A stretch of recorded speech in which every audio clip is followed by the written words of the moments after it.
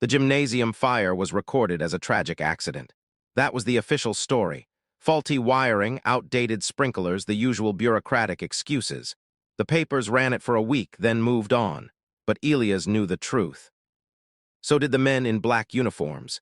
He remembered them dragging him away from the gym floor, his arms bound in restraints that hummed like static, drowning the shadows that clung to him. He remembered the van, windowless and cold, the smell of ozone pressing against his skin. And he remembered the whisper of a voice in the dark. "You don't belong to them. Run." So he did. He ran for years.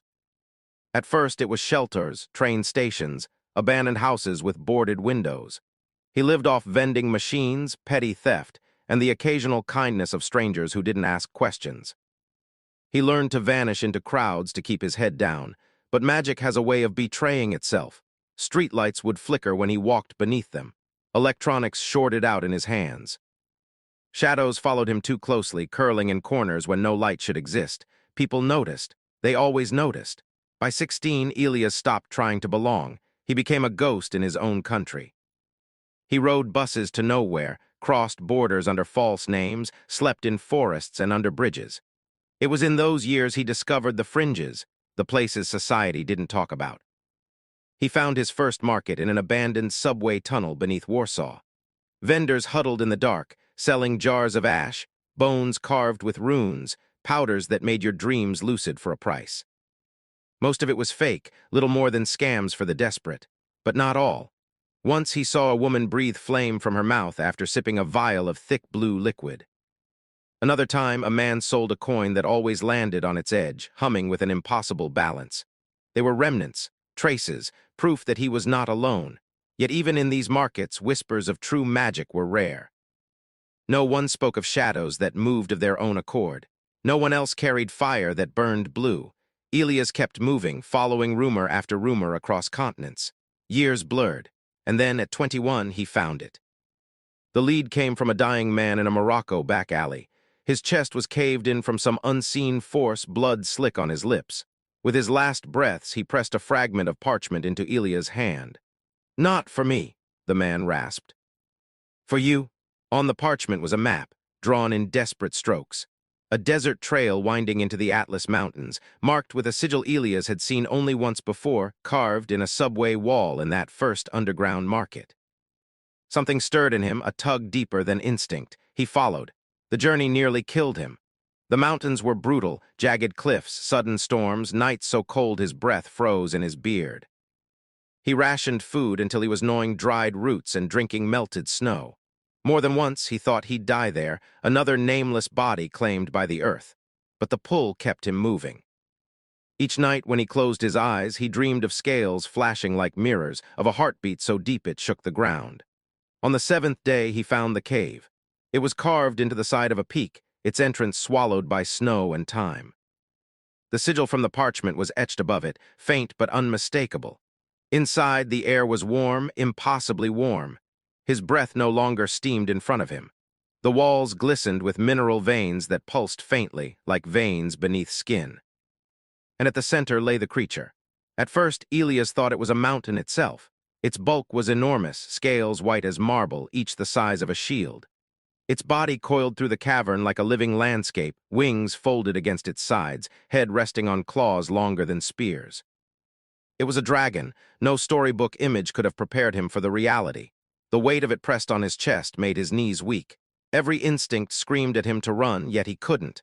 He was rooted by awe. Then it opened an eye. A slit pupil, golden as molten metal, fixed on him. The cavern rumbled with the sound of air rushing into lungs older than civilization.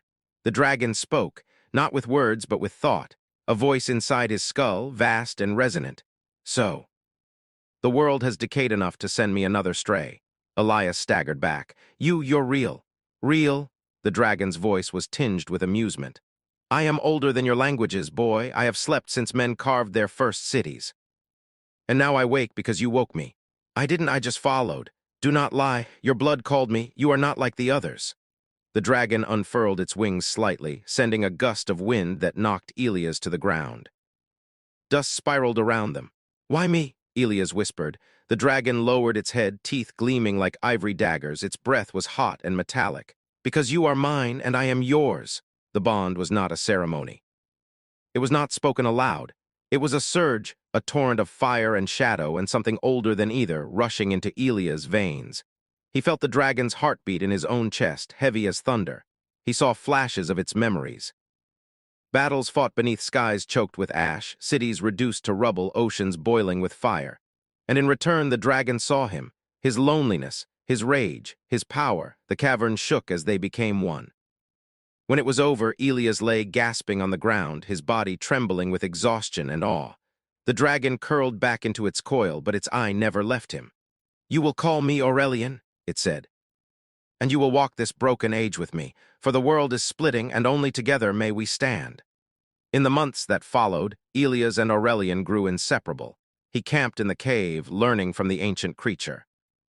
Aurelian taught him to focus the fire, to wield shadow not as a curse but as a weapon. He learned to cloak himself in darkness, to bend probability, to weave illusions.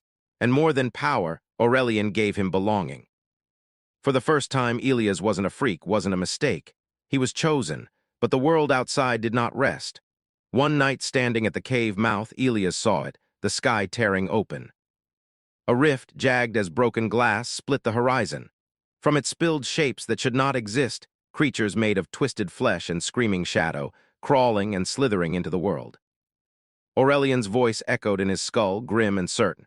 "The cracks begin, the prison weakens, our time has come." Elias clenched his fists, blue fire sparking between his fingers. He had fled society. He had been shunned, hunted, hated. But now he understood. The world would need him. The very world that had rejected him would beg for his power, and he would decide if it deserved saving. Thank you for watching. Subscribe for part 3.